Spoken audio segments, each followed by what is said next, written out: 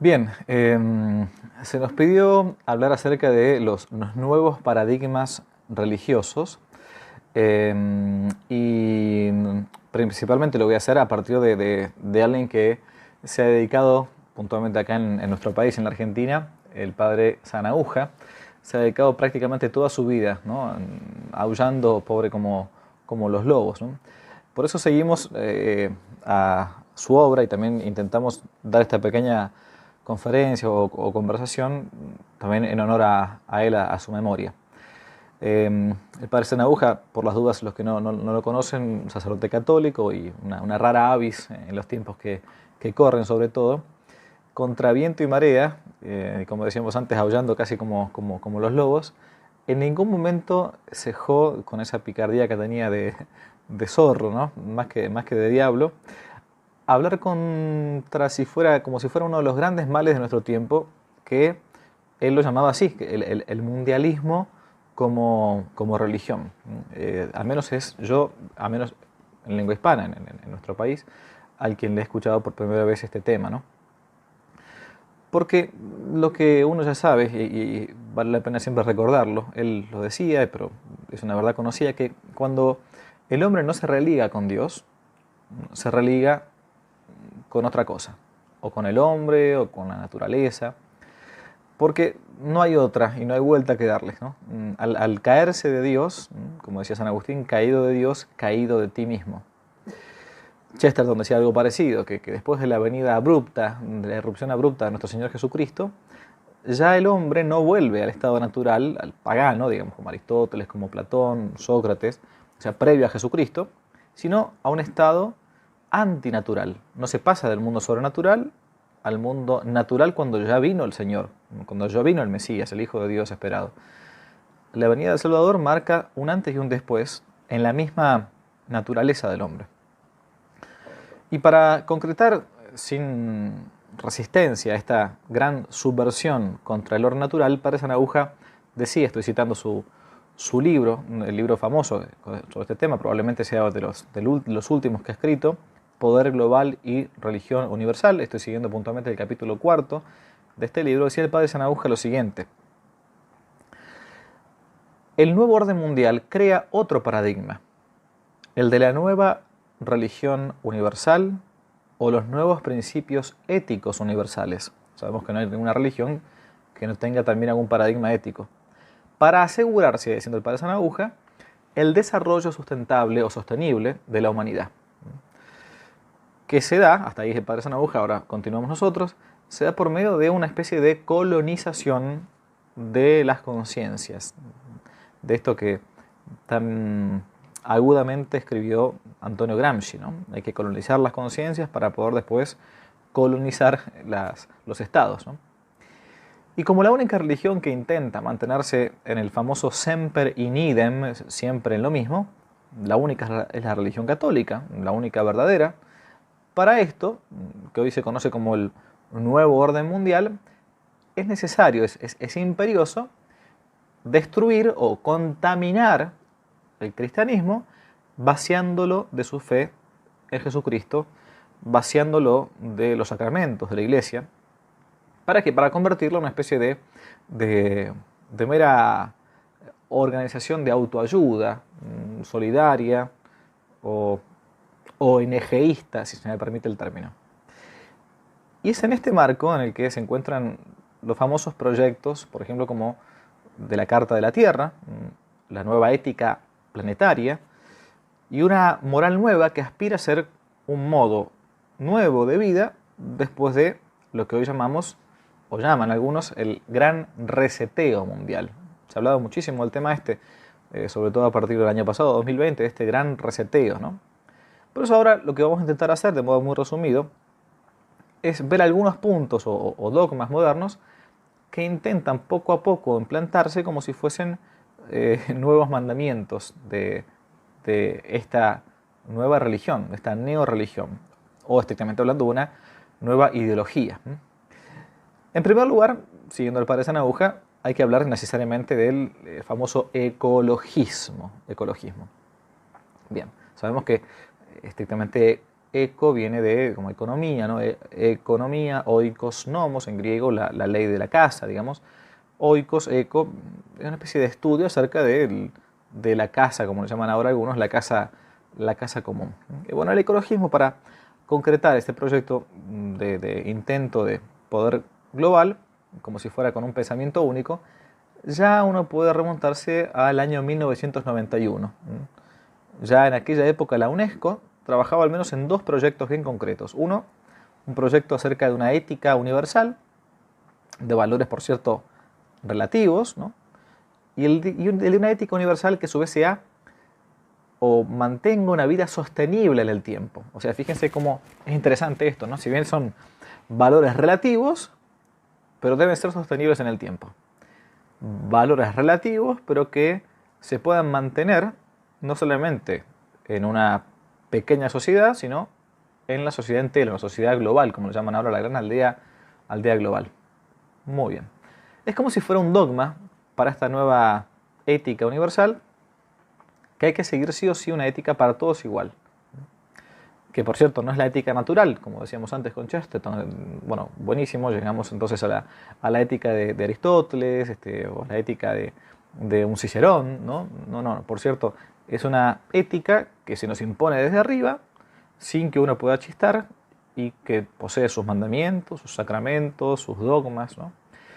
Y que si uno los contradice se convierte en una especie de hereje moderno.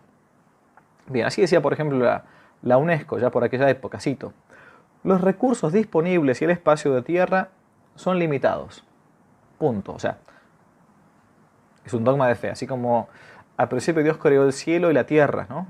Dios los hizo varón y mujer. Es un dogma de fe, no se puede hoy discutir que todo recurso disponible y el espacio de la tierra es limitado.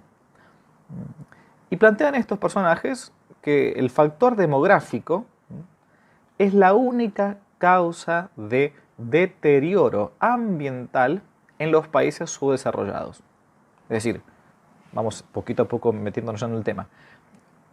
Una de las cosas principales para esta nueva religión universal es que es importante el control de la demografía. Si alguno de ustedes alguna vez escuchó hablar por ejemplo, del plan Kissinger allá por la década del 70, ya se venía planteando este tema. Los países subdesarrollados no pueden tener muchos hijos porque son un peligro potencial para el mundo entero. Bien. Esto es un dogma entonces de fe. Sí o sí, el factor demográfico es un tema a mantener a raya, digamos, ¿no? Porque los recursos disponibles y el espacio de la tierra son limitados. Bien, muy bien. Es decir, a cualquier precio es necesario como evitar que los pobres, que como un dogma de fe también de vuelta, serán mayoría siempre en el futuro, vayan a dañar los ecosistemas del mundo. Y esta nueva religión, con sus nuevos dogmas, que dice cuidar la tierra, debe tener siempre en cuenta entonces que un alto crecimiento demográfico de un país pobre no vaya a crear un flujo migratorio hacia países con mejor nivel de vida o mejor nivel de desarrollo, o sea, que no tienen naturalmente la capacidad en los países menos desarrollados. Por ejemplo, dado que, cito un texto de la UNESCO en 10 problemas prospectivos de población, cito, dice la UNESCO: dado que la decisión de tener una familia grande o pequeña tiene consecuencias en toda la sociedad nacional e internacional, es imperativo moral, casi como Kant acá, ¿no? Es imperativo moral de los estados fomentar la familia pequeña. Fin de la cita. Por lo tanto, tenemos una especie de mandamiento que nos plantea esta nueva religión universal de la UNESCO, entre otras organizaciones, que la familia debe ser pequeña, no puede ser grande. Si usted tiene ganas de tener más hijos, bueno, lo lamento mucho, paciencia. La misma UNESCO va a ser coautora de un texto llamado así: los principios para vivir de modo sostenible, según los cuales, dicen ellos, va a ser necesaria una elaboración de un nuevo código ético universal, que va a tener que construirse y va a tener que evolucionar, no a partir de de vuelta del orden natural, del sentido común, sino a partir del diálogo y del consenso. Diálogo de consenso entre autoridades religiosas, entre pensadores, entre dirigentes civiles, entre grupos de ciudadanos. Y de este modo entonces se van a ir conformando leyes nacionales e internacionales que van a ir poco a poco incorporándose como en el código de ética social, universal, de este nuevo mundo. Por ejemplo, vamos a título de ejemplo, una de las bases de estos principios, cito, es que se debe lograr el equilibrio entre la capacidad de carga de la tierra y el volumen de la población y los estilos de vida de cada individuo. Sigue diciendo, los individuos para poder adoptar esta ética de vida sostenible en el tiempo deben reconsiderar sus valores y modificar sus propios comportamientos. Si usted tiene valor cristiano, pongámosle, bueno, entonces habrá que pensar que ciertas cosas no van con el mundo moderno, no van con el estilo de vida que esta nueva religión que se desea imponer nos quiere mostrar, nos quiere brindar. Sigue diciendo este texto, la sociedad debe promover los valores que estén en consonancia con la ética de vida sostenible y desalentar a aquellos que sean incompatibles con ella. Fin de la cita. Por lo tanto, la maternidad y la paternidad dejan desde ese momento de ser decisiones personales para convertirse en un tema político. Bueno, es verdad, Maurras decía, ¿no? Aquel gran pensador y político francés, ¿no? Politique d'abord, ante todo política, claro, porque la moral se inserta dentro de lo que Aristóteles llamaba o la política, mejor dicho, se inserta dentro de lo que llamaba Aristóteles la gran moral. Es imposible que una decisión, digamos, moral no tenga de algún modo una influencia en la polis civil, en la polis religiosa, en la polis pequeña o grande, no importa. Pero que me impongan como si fuera un valor nuevo, universal, religioso, un modo de pensar y que yo tenga que decir amén, bueno, es un tema que pasa de ser una cuestión puramente política a ser una cuestión religiosa o dogmática. Como todas las naciones se van a ver afectadas, si no se alcanza esta sustentabilidad mundial que aseguraría el futuro de la humanidad, cada estado, cada país, cada nación tendrá que ir poco a poco imponiendo esta ética del cuidado y velar para que, naturalmente, la adopten los individuos que viven dentro de sus propias fronteras. Yo, por las dudas, esto que estoy haciendo, estoy siguiendo el libro del padre Sanahuja, que, como ustedes saben, ha fallecido hace no mucho tiempo, pero ha fallecido antes de todo esto que hemos vivido el año 2020 y que seguimos viviendo el año 2021. Yo no quiero mencionar acá ninguna cosa específica, no sea cosa que después los videos se terminen borrando de modo tolerantemente en YouTube. Pero, reitero, el padre Sanahuja hablaba de estos temas antes de lo que sucedió y está sucediendo entre 2020 y 2021. Bien, como esta nueva ética necesariamente debe existir, uno puede tender a pensar que esta nueva ética, esta nueva religión universal, nació hace poquito, no hace poco tiempo, recién este siglo XX. Bueno, yo cuando leí al padre Sanahuja recordé rápidamente un texto que se encuentra en los grandes textos políticos, una gran obra, muy recomendable, vale la pena verla, de Chevalier, Jean-Jacques Chevalier, los grandes textos políticos, donde él va analizando poco a poco cada uno de los filósofos. Entonces comienza con Maquiavelo, continúa, por ejemplo, con Rousseau, bueno, en fin. Y recordé rápidamente un texto de Rousseau, donde ya en aquella época, siglo XVIII, siglo de las luces, entre comillas, Rousseau planteaba algo muy parecido y decía, va a llegar el momento en que hay que poner una ética ciudadana, una religión del ciudadano, una religión del buen ciudadano. Voy a leer el texto que rescaté, que tenía hace tiempo anotado. Cito a Rousseau.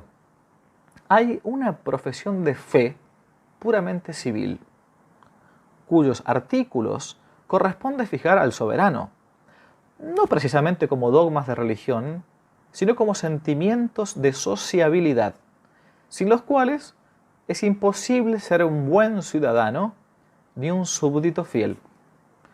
Sin poder obligar a nadie a creerlos, nadie puede pedir el asentimiento interno, ¿no?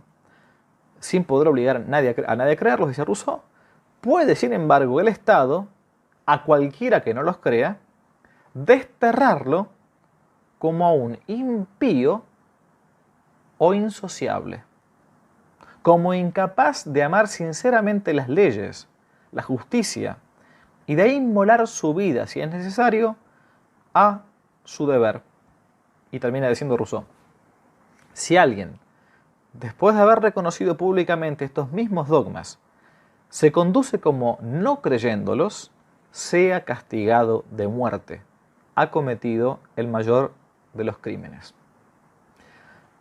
Hasta acá Rousseau. Y uno pensaba, ¿no? Bueno, nos encontramos dentro de un paradigma político, por ejemplo, de la tolerancia a lo que dé lugar. Nadie puede decir que no es tolerante porque si no lo meten preso o lo ven como políticamente incorrecto. Nos encontramos dentro del paradigma de la democracia, no solamente como forma de gobierno, espuria, por cierto, sino como ideología. Por lo tanto, si uno dice que yo reconozco todo eso, pero que después me muestro de modo distinto a eso, y entonces debo ser tratado como el más infiel, como el más impío de los hombres. Esto es el planteo de Rousseau, reiteramos, siglo XVIII, 1700. Rousseau no va, ni va a ver la Revolución Francesa, aunque sus textos la van a preparar. Claro que esto que veníamos diciendo antes no tiene nada que ver con la preocupación legítima, por cierto, de la tierra, de los recursos naturales, del medio ambiente, como se le llama, que por cierto es parte de la doctrina católica sana y que se expresa incluso en varios documentos, solicitud de Rei Socialis, Centesimus Annus. Pero esto no tiene nada que ver con el paradigma ecologista de esta nueva ética o esta nueva religión, universal por cierto, en la que se van como entrelazando, por un lado, la supuesta tolerancia para todos, por otro, el relativismo moral, y a su vez el sincretismo religioso y hasta una especie de panteísmo, como enseguida vamos a ver. Y uno de vuelta, ¿no? Se vuelve atrás hacia la historia, ¿no? Y uno se vuelve a ver los primeros cristianos, los primeros siglos. ¿Por qué eran perseguidos por el Imperio Romano? ¿Eran perseguidos porque creían en Jesucristo? No. No, si el Imperio Romano respetaba todas las religiones, mientras no hicieran problema, eran tolerantes, tenían un templo en Roma, el famoso Panteón, todavía se puede ver en Roma, donde ponían los dioses de los países conquistados. No había problema, era bien, entre comillas, tolerante. Había solamente una cosa que Roma no toleraba. Roma no toleraba plantear que alguien se adjudicase la verdad absoluta sobre Dios o los dioses por sobre los otros dioses. Y este era el planteo con los cristianos. Los cristianos eran acusados de ateísmo, así como se escucha, aunque parezca raro. ¿Por qué? Porque no respetaban las falsas divinidades. No respetaban no solamente a Palas Atenea, a Apolo o quien fuera, sino no respetaban tampoco al emperador cuando era nombrado como el Divus César, ¿no? El divino César. Bien, y este disfraz, volviendo a la actualidad de este espiritualismo ecologista, va a permitir que algunos, o al menos va a hacer que algunos cristianos de avanzada, o judíos de avanzada, o de cualquier religión que a uno se le ocurra, comiencen una especie de diálogo interreligioso en base a esta cuestión común del medio ambiente, intentando imponer una especie de dogma de esta nueva religión sincrética universal de el famoso cuidado del medio ambiente. Bien, con el afán de encontrar puntos de interés común, por lo general se va a intentar llegar a una especie de mezcla donde, claro, se pierde la identidad de cada una de las religiones. Pongamos un ejemplo concreto, como el caso del calentamiento global para que uno lo vea un poco mejor. Por ejemplo, en diciembre del año 2008, se conoció un texto titulado así, un reporte minoritario del Senado de Estados Unidos sobre el calentamiento global originado por el hombre. Un reporte minoritario del Senado de Estados Unidos, año 2008, en el que 650 científicos rebatían las tesis del grupo intergubernamental de expertos sobre el cambio climático y el famoso ex vicepresidente de Estados Unidos, Al Gore, que seguramente muchos recordarán, apoyadas por solo 52 autores, al servicio de la ONU por las dudas, y aquellos que formaban partes de diseñadores de políticas para el medio ambiente. Al Gore, seguramente los más grandes se van a acordar, desde principios de la década del 90, yo me acuerdo cuando uno viajaba en avión o en un bus, en los colectivos, nos pasaban los programas de Al Gore explicando por qué, o antes de las películas, en el cine, por qué hay que cuidar el medio ambiente, que tengan cuidado con los aerosoles, con los desodorantes. Todavía me acuerdo de esas historias. Proponía él, ya desde el principio de los 90, para evitar el calentamiento global, un férreo control de la natalidad global con la excusa de que había que preservar los recursos naturales del planeta Tierra. El modo en que está planteado el tema de este famoso calentamiento global al final resulta ser a todas luces una especie de nueva excusa para limitar la población mundial y a su vez exigir a los países más pobres o en vías de desarrollo, como se le dice, implementar recaudos para impedir, entre comillas, la contaminación ambiental. Esta fue la causa por la que Václav Klaus, expresidente de la República Checa, declaró cuando escuchaba estas cosas de Al Gore, cito: "Yo combato este nuevo alarmismo sobre el calentamiento global que se ha convertido en una ideología y en un intento de reprimir la libertad individual y el desarrollo de la prosperidad en el mundo". Denunciando, sigue diciendo, que los países en desarrollo se les obliga a vivir de la manera que desean los redentores del planeta. Frase del ex presidente de la República Checa. O sea, hay gente que se planteaba ya por aquella época como los nuevos salvadores del planeta Tierra. Cuando fue el nacimiento de la cuarta hija del famoso futbolista David Beckham, los que conocen fútbol seguramente se acordarán, el director ejecutivo de Optimum Population Trust, una de las tantas organizaciones en defensa del medio ambiente, digamos, un tal Simon Ross dijo, cito: "Creemos que hoy en día las parejas deberían tener 1 o 2 hijos". El pobre David Beckham había cometido el gravísimo pecado, mortal por cierto, de tener 4 hijos, ¿no? Y seguir diciendo este hombre. Porque hay demasiada gente en el mundo y es por esto que tenemos todos estos problemas medioambientales. Y añadía: "No vale de nada si una persona trata de reducir sus emisiones de carbono por una parte y por otra las incrementa en un 100% teniendo otro hijo". Esta frase es tremenda. Cito de vuelta: "No vale de nada si una persona trata de reducir sus emisiones de carbono por una parte, pero por otra las incrementa en un 100% teniendo otro hijo". Claro, porque dióxido de carbono. Es decir, un niño es para estos nuevos dogmáticos de la nueva religión universal una especie de parásito ambiental que llega hasta a importunar la lucha por la limpieza del medio ambiente. Y fue la misma organización que, en vistas a la conferencia sobre el cambio climático de diciembre del año 2009, propuso, para reducir las famosas calamidades de las emanaciones de dióxido de carbono, universalizar el control compulsivo de la población diciendo, cito, textual: "Cada $10 invertidos en anticonceptivos se evita la emisión de 1 tonelada de dióxido de carbono". Entonces es mucho más fácil, con $7 nos evitamos un hijo.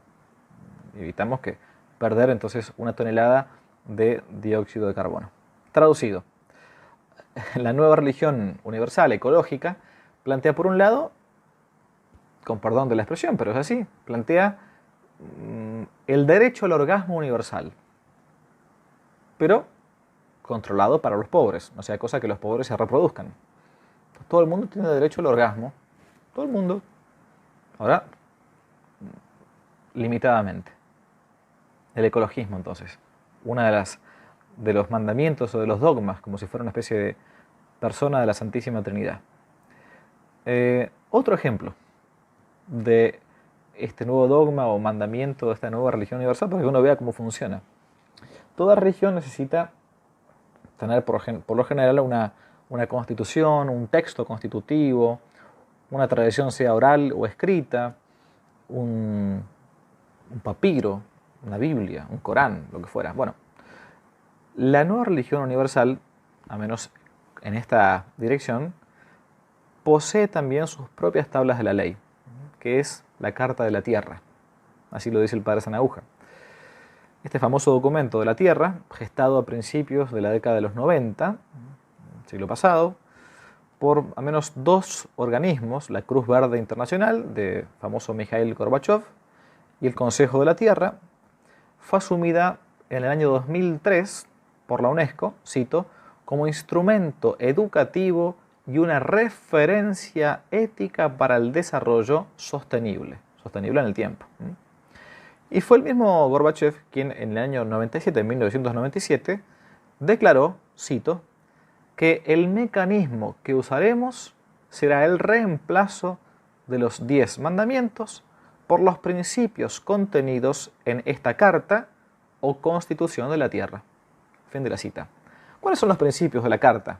Le podré preguntar a Mijail. En el mismo preámbulo de la Carta de la Tierra se puede leer lo siguiente, cito, la humanidad es parte de un vasto universo evolutivo.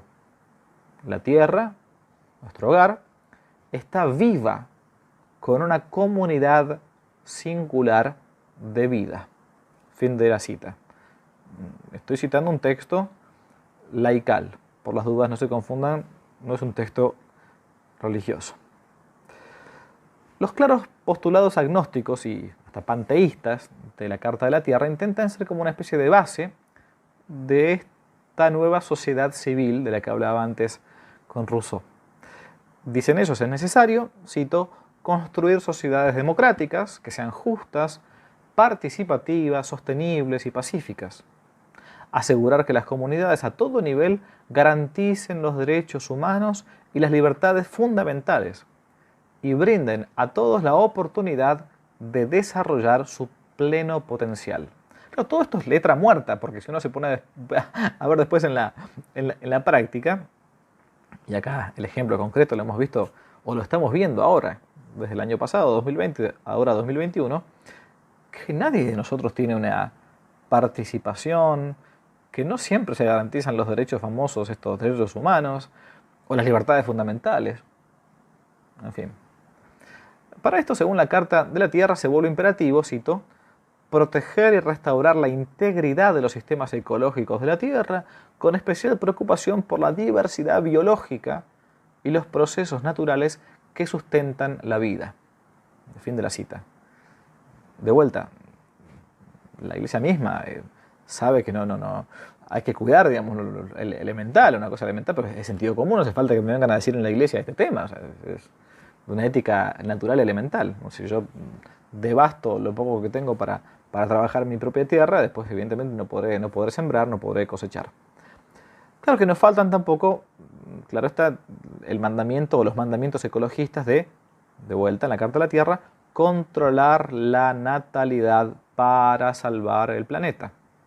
De allí que se plantee, cito, adoptar patrones de producción, consumo y reproducción que salvaguarden las capacidades regenerativas de la Tierra. De vuelta, intentemos limitar la población porque un niño más aumenta la pérdida de dióxido de carbono. Para lograr estos postulados, plantean que es necesario afirmar la igualdad, cito, y la equidad de género, ya estamos hablando de la década del 90, ¿no? Como especie de prerequisitos para el desarrollo sostenible y asegurar el acceso universal a la educación, el cuidado de la salud y la oportunidad económica. Claro, educación en clave ecologista o en clave liberal, marxista o de máximo cultural, como quieran llamarle, el cuidado de la salud implica todo lo que hoy conocemos como, entre comillas, educación sexual integral y toda esta pornografía que le meten a los chicos desde chiquititos, y la oportunidad económica de modo de poder explotar a aquellos pobres países que tienen menos desarrollo. Sigo citando: asegurar el acceso universal al cuidado de la salud que fomente la salud reproductiva, ahí está, y la reproducción responsable. Ahí uno entiende por qué las políticas de género van de la mano con el aborto. Las políticas pro-homosexualistas favorecen la imposibilidad de traer más chicos al mundo, más niños al mundo. Es lógica pura. Sigo citando: adoptar formas de vida que pongan énfasis en la calidad de vida y en la suficiencia material en un mundo que es finito. Bien. Continúa diciendo este texto de la Carta de la Tierra: con el objeto de construir una comunidad global sostenible, de vuelta en el tiempo, ¿no?, las naciones del mundo deben renovar su compromiso con las Naciones Unidas. Recuerden ustedes que después de la Segunda Guerra Mundial va a surgir contra el eje, Japón, Italia, Alemania, lo que se le conoce como la ONU, ¿no? Porque la ONU es eso, por las dudas, la historia es Organización de las Naciones Unidas para la guerra contra el eje. O sea, son los ganadores de esa guerra los que ahora finalmente ponen sus propias leyes. Plantea entonces cumplir con las obligaciones bajo acuerdos internacionales y apoyar la implementación de los principios de la Carta de la Tierra por medio de un instrumento internacional legalmente vinculante sobre el medio ambiente y el desarrollo. Hasta aquí entonces un texto de la Carta de la Tierra. De más está decir que en esta carta Dios brilla por su propia ausencia. No aparece ni siquiera como una hipótesis sostenible. Una hipótesis, bueno, ¿cómo metemos a Dios acá? Intentemos meterlo, qué sé yo, no sé. A ver, en la Constitución Nacional Argentina, al menos se nombra en el preámbulo, dice así, ¿no? Dios, fuente de toda razón y justicia. Cuando el padre Castellani, tenemos acá atrás, no sé si llegan a verlo, decían, bueno, ¿qué Dios es ese? Y es el Dios de los masones. Bueno, pero por lo menos nos nombran, ¿no? Bueno, acá brilla por su propia ausencia. Además, la cosmovisión cristiana es como irreconciliable con ese inmanentismo panteísta de esta nueva cosmovisión, esta nueva religión. En la Carta de la Tierra, la persona humana es casi siguiendo a este famoso hereje jesuita, ¿cuál de todos? Teilhard de Chardin. La persona humana es una especie de partícula del universo en igualdad de condiciones, con un animal, con un vegetal, incapaz de conocer cualquier realidad que no sea la realidad material, estilo casi marxista, evolutivo. El hombre no es el centro de la creación, es una especie de momento más en la gran sustancia espinociana, panteísta. Y es por esto que este desarrollo sustentable o sostenible adquiere un carácter de pseudo categoría teológica, que aspira a constituirse en una especie de criterio de moralidad que es universalmente vinculante para todos. Y todo esto constituye una especie de profunda negación no solamente de la cosmovisión cristiana, sino incluso de la escatología cristiana, una especie de una vuelta al pensamiento mágico impulsado por todas las corrientes de la hoy llamada la New Age, ¿no?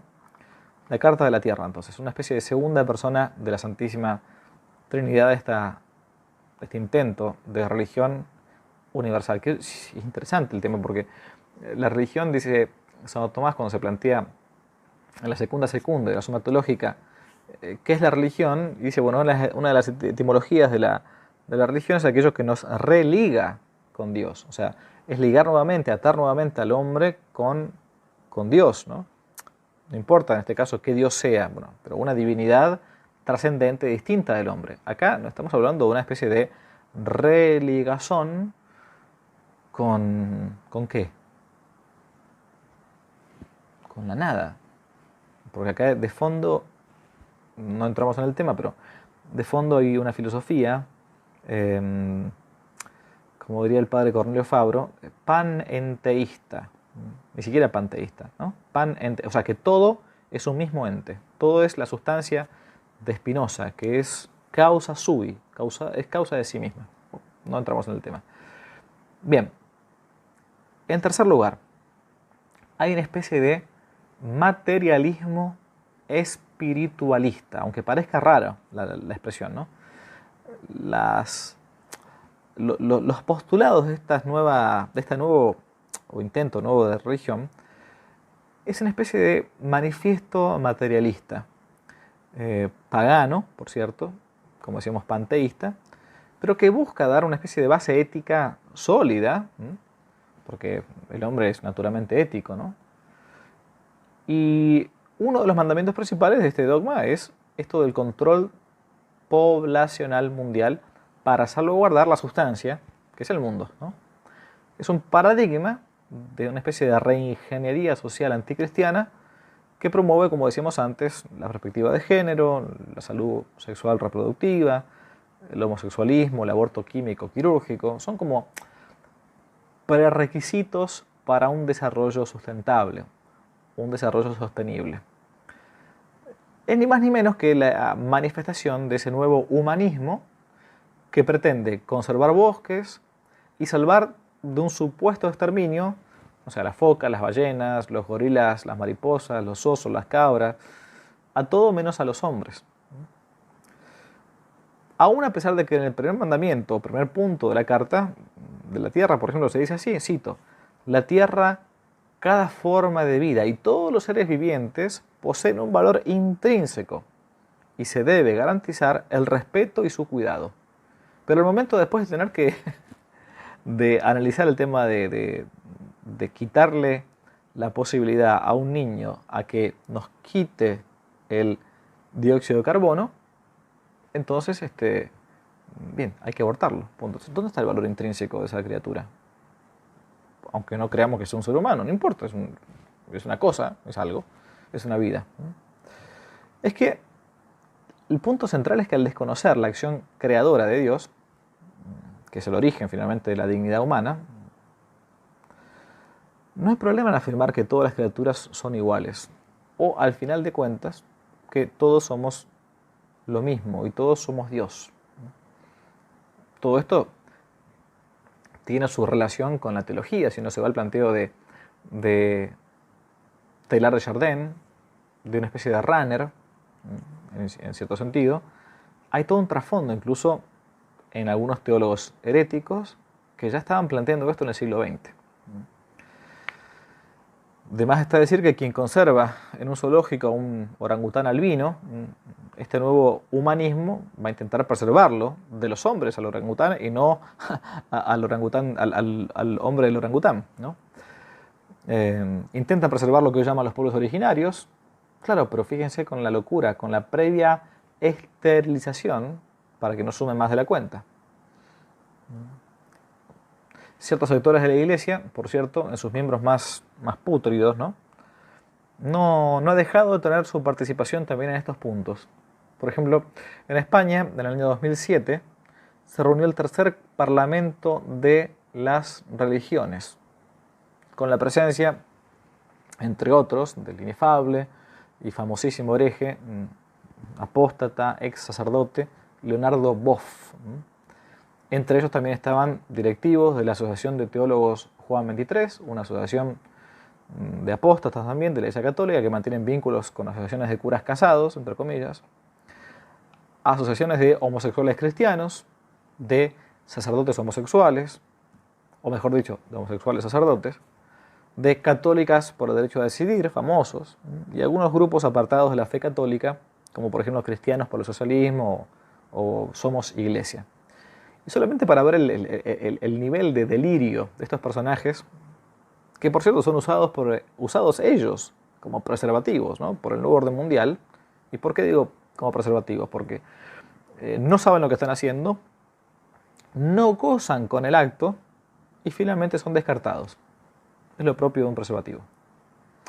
Vamos a ver un par de palabras de lo que decía Leonardo Boff ante la Asamblea General de las Naciones Unidas en el año 2009. Cito: Desde la más alta ancestralidad, vas a saber qué significa, las culturas y las religiones testimonian la creencia de la tierra como Gran Madre, Inanna, Terra Mater, Magna Mater y Pachamama. Sigue diciendo Boff. Los pueblos originarios de ayer y de hoy tenían y tienen clara conciencia de que la tierra es generadora de todos los vivientes. O sea, venimos de la tierra. Solamente un ser vivo puede producir vida en sus más diferentes formas. La tierra es, pues, la madre universal. Sigue diciendo, no es que sobre la tierra haya vida. La tierra misma está viva y es llamada Gaia, la diosa griega para la tierra viviente. Fin de la cita. Los delirios panteístas de Boff se tradujeron en el año 2010 en la famosa Declaración Universal del Bien Común de la Madre Tierra y de la Humanidad, con motivo de la cumbre de Cochabamba, famosa cumbre del 2010, donde se juntaron muchísimos políticos izquierdistas. Bueno, solo como ejemplo, citamos el primer párrafo de la declaración de esta declaración de la cumbre de Cochabamba. Cito: la Tierra, dice, forma con la humanidad una única entidad. Es decir, panteísmo liso y llano. Si yo y la Tierra somos lo mismo, hay una especie de panteísmo, panenteísmo, somos todo lo mismo, la misma sustancia spinoziana. Compleja y sagrada, sigue diciendo. La Tierra es viva y se comporta como un único sistema autorregulado.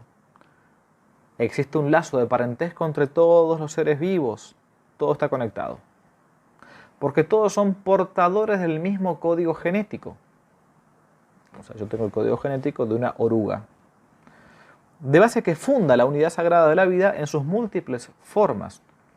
De vuelta, la misma sustancia que va tomando formas distintas, como si fuera la especie de el absoluto hegeliano, ¿no? Bien, hasta acá la cita. Para los católicos, entre comillas, ¿no? que participaron de este tipo de circos, es necesario, como decía Boff, o va a decir Boff en el año 2012, llevar el cristianismo, cito, más allá de los márgenes estrechos del catolicismo actual, porque podrá sobrevivir si se reformula, hoy decimos ¿cómo se dice? Nos recreamos, nos reinventamos, y entra en armonía con la Madre Tierra. Esto decía Boff. 2012, por las dudas. Citando a otro conocido promotor de la teología marxista de la liberación, John Sobrino, Leonardo Boff subrayaba por aquella época, cito, que la tierra está crucificada y hay que bajarla de la cruz, hay que resucitarla, y eso es la tarea de la ecoteología de la liberación. O sea, porque no basta con la famosa teología latinoamericana de la liberación, que no es ni teología porque no estudia a Dios sino al hombre, no es latinoamericana porque nació en Alemania o Holanda, vino acá, y no es de la liberación porque no libera sino que esclaviza, como sucedió en Nicaragua, como sucedió en Cuba, bueno, en fin, no entramos en el tema. Sigue diciendo Boff, la teología de la liberación nació escuchando y explicando el grito de los pobres, pero no solamente los pobres gritan las aguas, gritan los árboles, gritan los animales, gritan los vientos, grita la tierra. Boff. Sin saber realmente de qué hierbas fuma Leonardo Boff, y casi llegando hasta la alucinación, seguía diciendo esto, cito, este organismo que llamamos tierra y del que somos parte, puede en cualquier momento expulsarnos como si fuésemos células cancerígenas, pues el universo es autoconsciente, tiene propósito, y la Tierra ha comenzado a pensar, a sentir y a amar. Fin de la cita. Por eso uno entiende, como me pasó cuando era joven, ver un tipo abrazado a un árbol. Claro, pobre, se siente. Pobre árbol, ¿no? Esta alianza actual de civilizaciones y de intento de una religión universal tiene también el apoyo explícito de algunas organizaciones que buscan todo esto. Y con el fin de poder hacer cumplir todas estas cosas, la Carta de la Tierra va a impulsar también una alianza, llamada así la Alianza de las Civilizaciones, que a su vez se relaciona con otra organización mundial llamada Religiones para la Paz. World Conference of Religions for Peace. Esta famosa alianza de las civilizaciones tiene como fin el diálogo, cito, para superar las diferencias culturales y religiosas entre los pueblos. Son miembros del grupo de alto nivel de la alianza. Por Europa, por ejemplo, una de las representantes, una tal Karen Armstrong, ex monja católica, que abandonó la fe católica para convertirse, según ella, en una especie de monoteísta freelance, se autodeclara así, y se promueve con estas organizaciones un culto sincrético, un sincretismo, ¿no? todo mezclado, una mezcolanza, tomando aspectos del cristianismo, del judaísmo y del islam, ¿no? Desde su origen, la iniciativa de estos movimientos, como también la de la Carta de la Tierra, tienen como otros proyectos éticos del nuevo orden un origen marcadamente masón.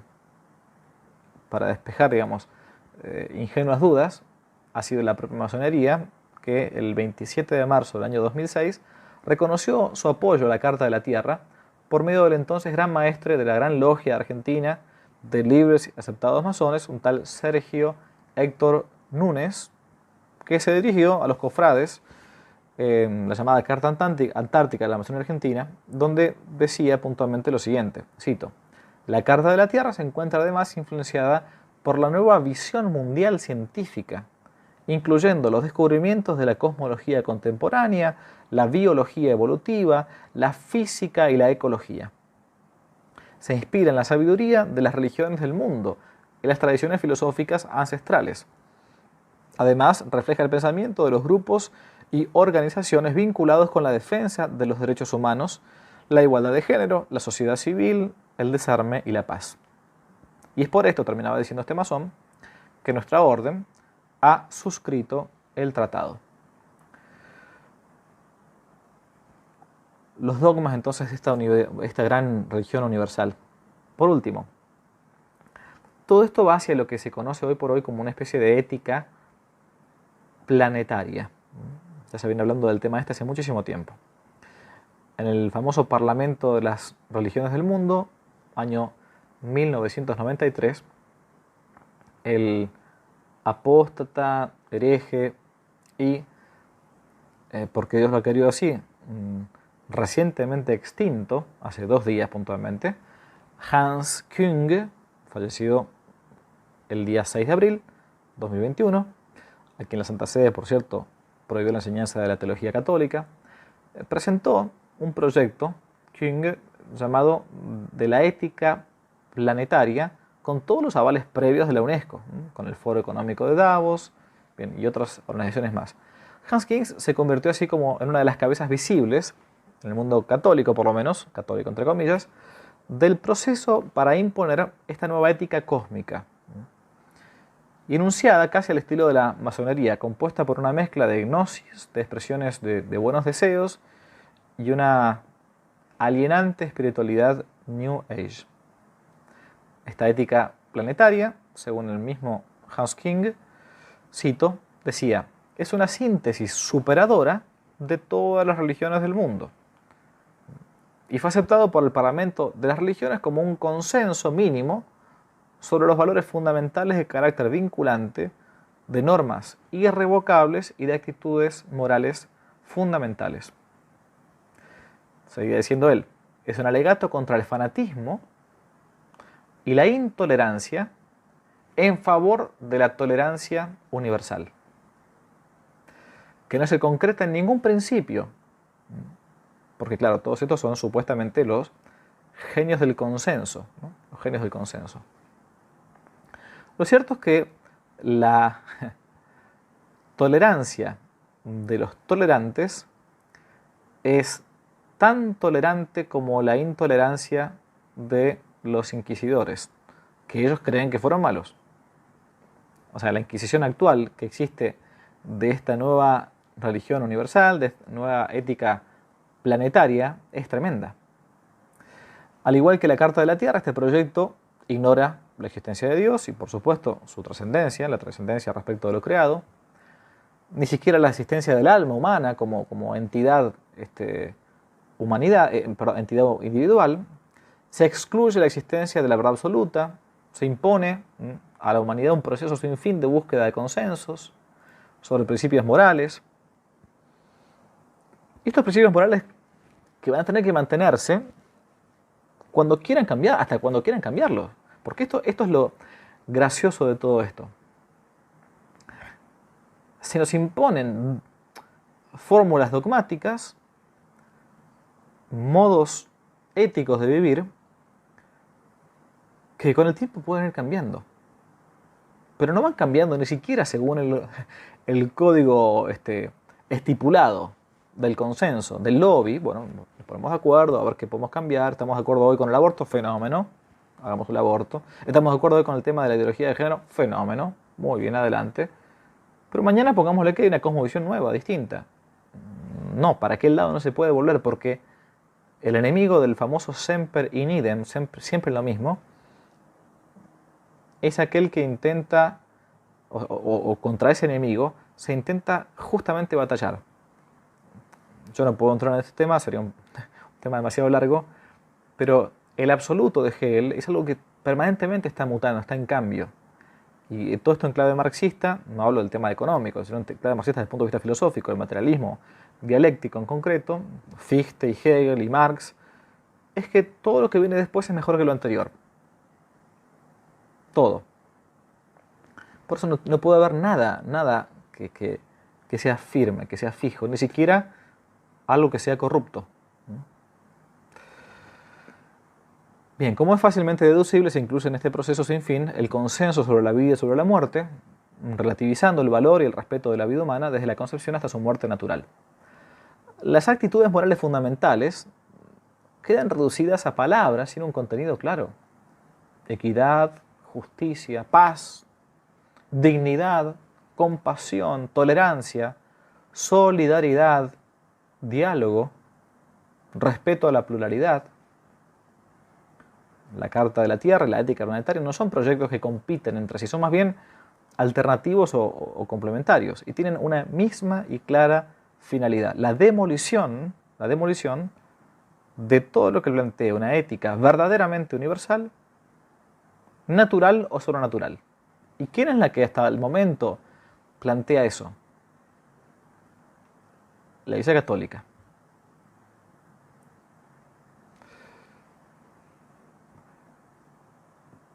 Tiene la misma finalidad: demoler la Iglesia Católica o infiltrarla, construyendo desde adentro algo distinto, una caricatura al servicio del nuevo orden mundial.